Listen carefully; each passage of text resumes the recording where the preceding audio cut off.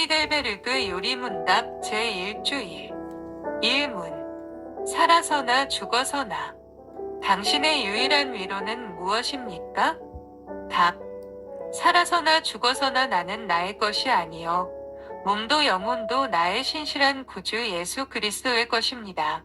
그리스도께서는 그의 보혈로 나의 모든 죄값을 완전히 치르고 나를 마귀의 모든 권세에서 해방하셨습니다.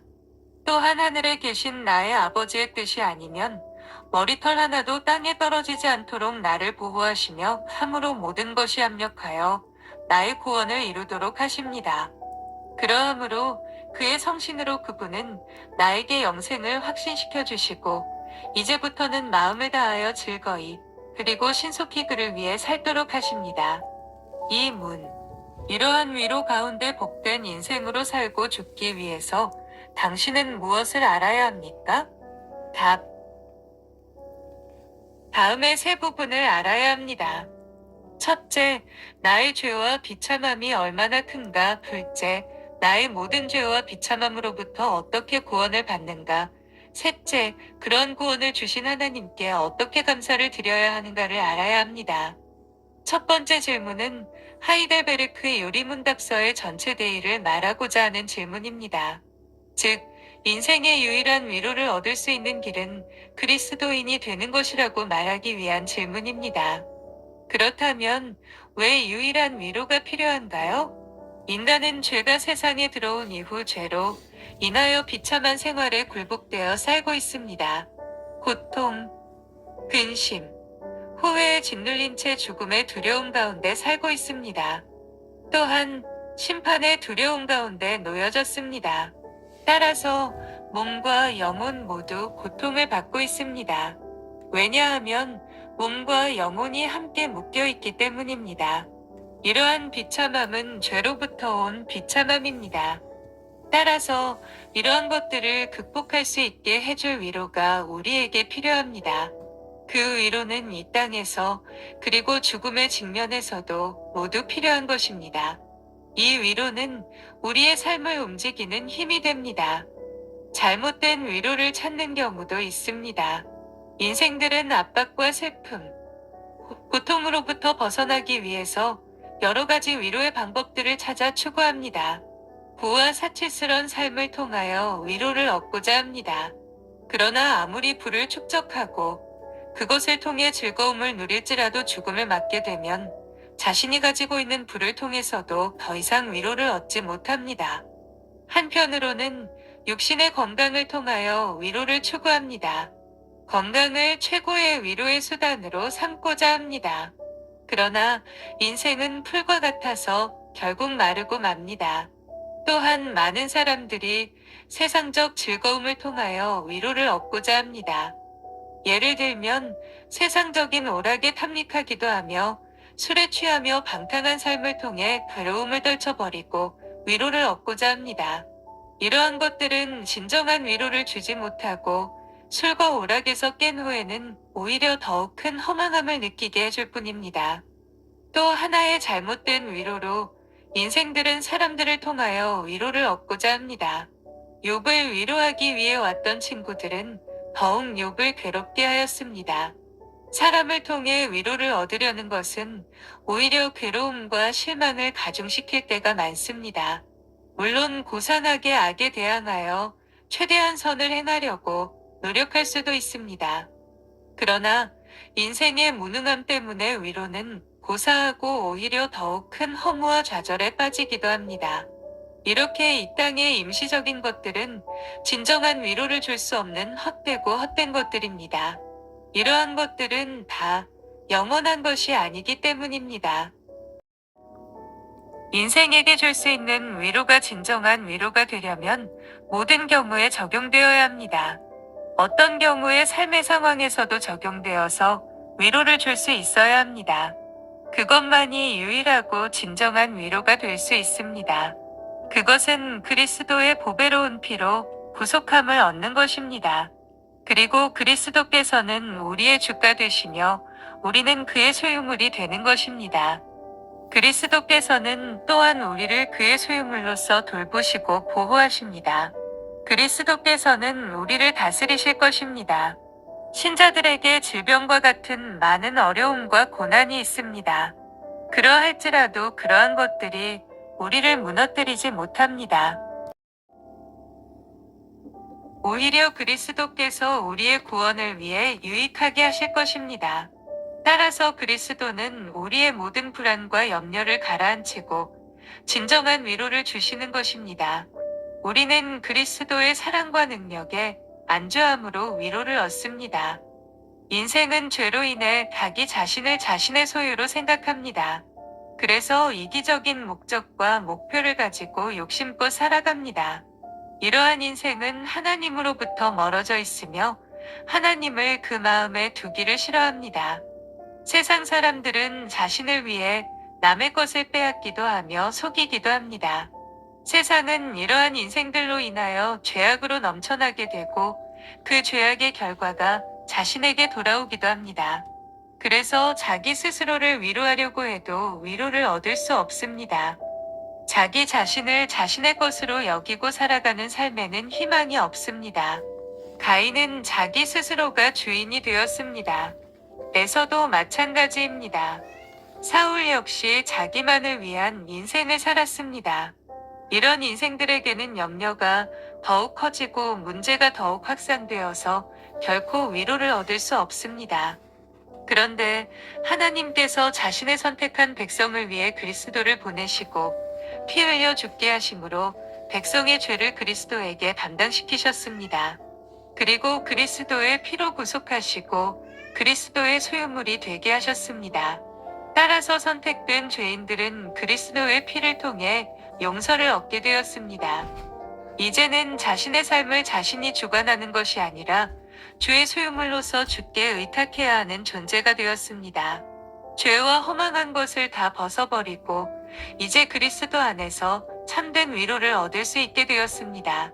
주께서 나를 돌보실 것이기에 모든 염려는 가라앉을 것입니다. 이것만이 진정한 안식을 줄 수 있습니다.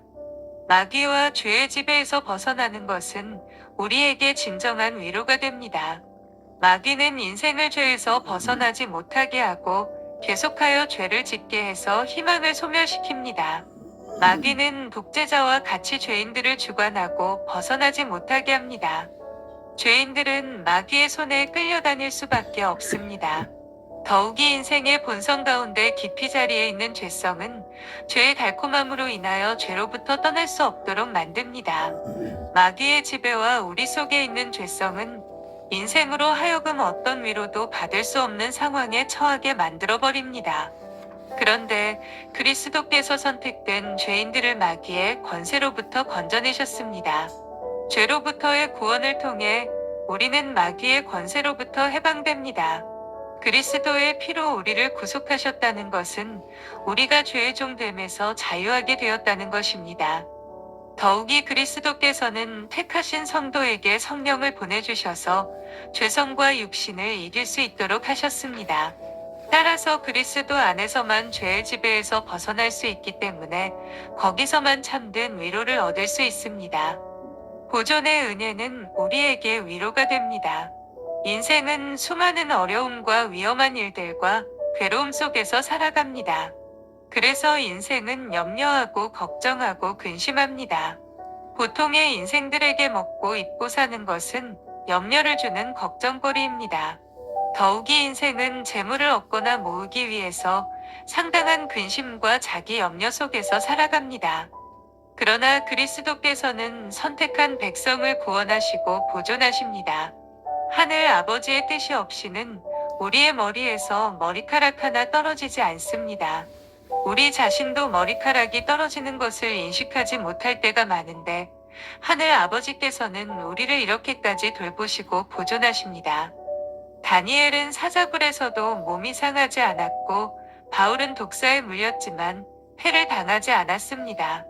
갈 바를 몰랐던 야곱을 인도하시고 장래가 깜깜하였던 요셉을 인도하셨으며 원수들에 둘러싸여 목숨이 위태로웠던 다윗이 내가 죽지 않고 살아서 여호와께서 하시는 일을 선포하리로다 라고 하며 찬양할 수 있게 했던 것은 모두 하나님의 보존의 은혜입니다. 구원의 확신을 얻는 것은 우리에게 위로가 됩니다. 우리 자신의 구원에 대해 확신을 가질 수 없다면 크게 불안할 수밖에 없습니다. 우리 스스로의 상상력이나 감정들은 우리에게 도움을 주지 못합니다. 따라서 성령의 내적인 증거를 통하여 우리가 하나님의 선택된 자녀라는 확신을 가질 수 있게 하십니다. 성령님께서는 우리가 하나님의 자녀임을 증거하시며 하나님의 사랑이 우리에게 부어졌음을 확인하게 하십니다. 그리고 영원한 생명에 대한 확신을 주십니다. 따라서 그리스도에게 속해 있다는 것은 이 땅의 삶에서나 죽음에서 모두 안전한 위로입니다.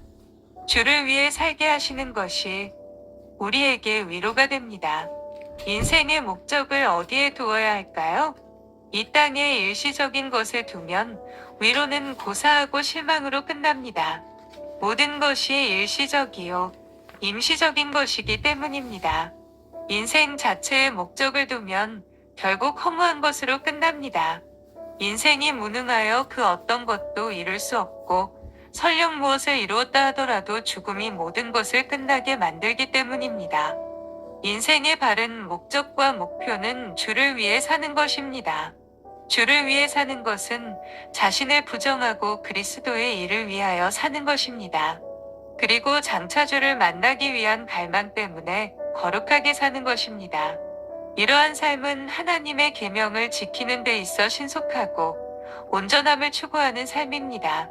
이렇게 주를 위해 사는 것은 후회도 없으며 공허함도 없습니다.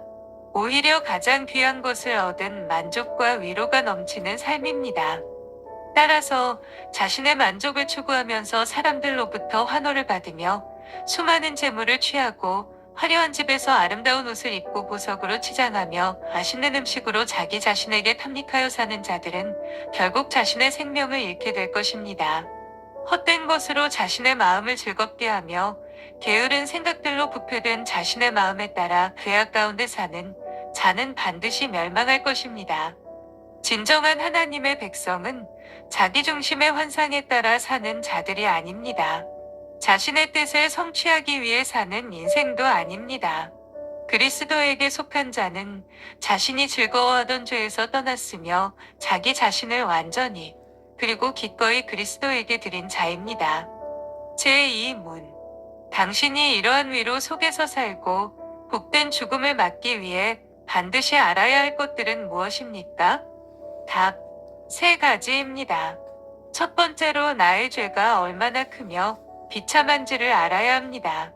둘째로 내가 나의 모든 죄와 비참함으로부터 어떻게 구원받았는지를 알아야 합니다. 셋째로 이와 같은 구원에 대해서 하나님께 내가 얼마나 감사해야 할지를 알아야 합니다.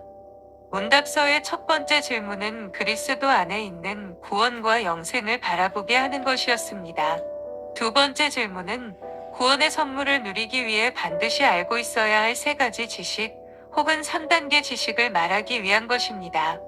이것은 성경의 내용을 요약한 것으로 한편으로 하이델베르크 요리문답서 전체 구조를 나타낸 것입니다. 이 3가지 지식은 로마서 7장 24, 25절에서 발견할 수 있으며 로마서 전체 구조로도 볼 수 있습니다. 즉, 로마서 1장 18절에서 3장 21절까지는 이방인이나 유대인 모두 정죄된 죄인으로서의 비참한 상태를 설명하고 있으며 3장 21절부터 11장 36절까지는 그리스도를 통한 구속에 대해 가르치고 있습니다. 그리고 12장 1절에서 16장 27절까지는 그리스도인의 삶을 통한 감사에 대해 권고하는 것으로 볼 수 있습니다. 첫 번째 부분은 자신의 죄가 얼마나 큰지 볼 수 있어야 하고 죄로 인한 자신의 비참함에 대해 고통을 느낄 수 있어야 한다는 것입니다. 질병에 걸린 사람이 자신의 질병에 대해서 고통을 느끼지 못한다면 의사를 찾아가지 않을 것입니다. 죄는 가장 무겁고 심각한 질병과 같아서 몸과 영혼을 완전히 망가뜨립니다. 이러한 자신의 죄에 대해 중압감을 느끼지 못한다면 그는 구원을 갈망하지 않을 것입니다. 그러므로 영혼이 구원을 갈망하기 위해서는 먼저 자신의 죄와 그 비참함에 대해 깨달아야 하고 죄와 비참함으로부터 구원을 갈망해야 합니다. 집을 나간 탕자는 자신의 비참함을 가장 처절하게 맛본 후에야 자신의 집의 풍성함과 소중함을 깨닫고 돌아서게 되었습니다. 따라서 하이델베르크 요리문답서의 첫 번째 부분에 담긴 목표는 죄에 대한 각성을 일으켜 구원을 갈망하게 하는 것입니다. 로마서에서도 죄에 대한 각성이 율법을 통해 일어난다고 말씀하고 있습니다. 율법을 통해 죄인은 자신의 죄를 구체적으로 깨닫게 되고 죄에 대한 하나님의 심판을 깨닫게 됩니다. 그러면 자신이 용서받아야 할 필요성을 절감하게 되고 구원을 갈망하게 될 것입니다. 두 번째 부분은 자신의 죄와 비참함으로부터 어떻게 구원을 얻는지 반드시 알고 있어야 한다는 것입니다. 먼저 하나님께서 은혜의 언약 속에서 죄인을 용서하기 위해 그리스도를 마련하신 것을 알아야 합니다. 또한 그리스도께서 죄인을 구속하기 위해 무엇을 행하셨는지를 알아야 합니다. 이렇게 그리스도를 아는 지식 가운데서만 성령의 역사하심으로 그리스도께서 우리를 구원하시기에 충분하시고 또 기꺼이 우리를 구원하시고자 한다는 것을 이해하게 됩니다. 이렇게 그리스도를 알게 되고 깨닫게 됨으로써 죄인은 그리스도에게로 갑니다. 그리고 그리스도를 붙잡으며 그리스도를 소유하게 되는데 이것이 믿음입니다. 예를 들면 누가복음 7장 37, 38절에서 죄인인 한 여자가 향유를 담은 옥합을 가지고 예수님께로 옵니다. 그 여인은 예수님의 뒤로 가 그 발 곁에 서서 울며 그 발을 적시고 자기 머리털로 씻고는 그 발에 입맞추고 향유를 부었습니다. 이 여인의 이러한 행동은 자신의 죄에 대해 가슴을 찢고 용서를 구하기 위해 예수님 앞에 굴복한 것으로 믿음에서 나온 것입니다. 그래서 예수님은 이 여인에게 죄의 용서를 선포하셨습니다. 이렇게 그리스도에게로 나아갈 때 진정한 믿음은 그리스도에게 나아가지 못하게 방해하는 것들을 극복하게 합니다. 마태복음 9장 27절 이하에 보면 두 소경이 예수님을 뒤따라 나서 결국 예수님이 계신 집에까지 따라 들어갔습니다. 그 과정이 두 소경에게는 어려운 일이었지만 그들은 그 장애를 극복하였습니다. 마가복음 2장 1절 이하에서 중풍병자의 친구들이 지붕을 뜯어 구멍을 내고 중풍병자가 누운 상을 달아내려 예수님께 이른 것 역시 믿음으로 방해물을 극복한 사례입니다. 그리스도의 귀중함을 깨닫게 된다면 이와 같이 그리스도를 붙잡아야 합니다. 이것이 진정한 믿음입니다.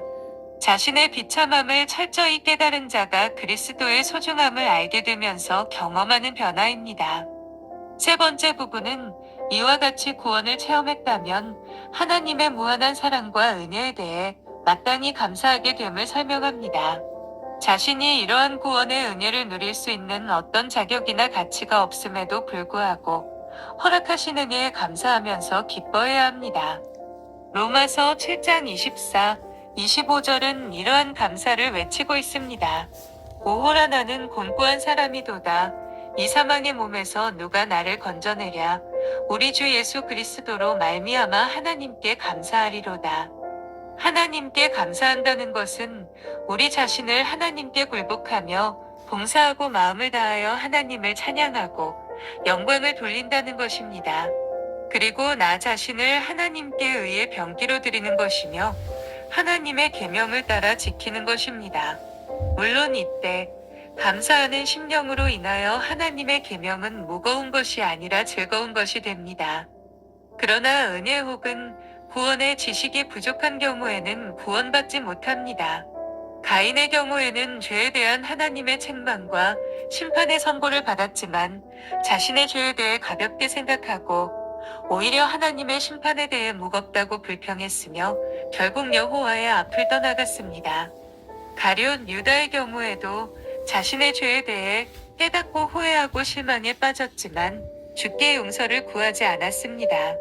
은혜의 원리를 자신에게 적용하지 않았던 그는 결국 자기 고집을 따라 멸망하였습니다. 그러므로 구원의 진정한 은혜는 반드시 자기 자신의 죄인된 상태를 아는 데서부터 시작됩니다. 그리고 복음을 통해 하나님의 용서와 은혜의 원리를 깨닫게 됩니다. 따라서 죄인들에게 먼저 율법을 알게 해야 합니다. 율법은 하나님의 거룩하심, 의로우심, 선하심을 반영한 것입니다. 율법을 통해 그리고 성령의 역사로 인하여 죄인은 자신이 하나님의 법을 어긴 것을 깨닫고 죄인임을 인정하게 됩니다. 이렇게 자신이 죄인임을 깨달은 죄인은 심판을 면하기 위해 용서를 구하게 됩니다. 그리스도 안에서 하나님께서 마련하신 용서의 은혜를 깨달음으로 인하여 그리스도께로 나아오게 되며 그리스도를 붙잡게 되는데 이것이 믿음입니다. 그리고 믿음으로 그리스도께 연합되어서 그리스도 안에서 하나님께서 마련하신 은덕들을 누리게 됩니다. 용서를 받으며 의롭다 여김을 받고 성령을 받습니다. 성령을 받은 성도는 이제 그 성령으로 말미암아 계명을 지키게 됩니다. 그 계명은 하나님을 사랑함과 감사함으로 지키는 것입니다. 따라서 하나님의 백성이 되기 위해서는 반드시 이러한 지식이 있어야 하며 또한 성령으로 인한 체험이 있어야 합니다. 그렇다면 우리의 구원을 어떻게 확인해 볼 수 있는가요? 즉, 우리가 그리스도의 소유인지 어떻게 확인할 수 있는가요? 우리의 대화 가운데 주님을 얼마나 찬양하고 있는지 확인해 보아야 합니다. 그리고 우리 자신을 얼마나 부인하고 있는지 확인해 보아야 합니다. 삶 속에서 우리가 어떤 위로를 구하며 기다리고 있는지를 점검해 보기를 바랍니다. 어려움과 고난 속에서 실망하고 있는지 아니면 주의 돌보심을 기다리고 있는지 확인해 보아야 합니다. 그리고 우리의 심령에 하나님의 말씀으로 성령께서 증거하시는 것에 대해 확신을 가지고 있는지 확인해 보아야 합니다. 또한 주의 뜻을 실행하기 위해 얼마나 갈망하며 열심을 가지고 있는지 확인해 보아야 하겠습니다. 감사합니다.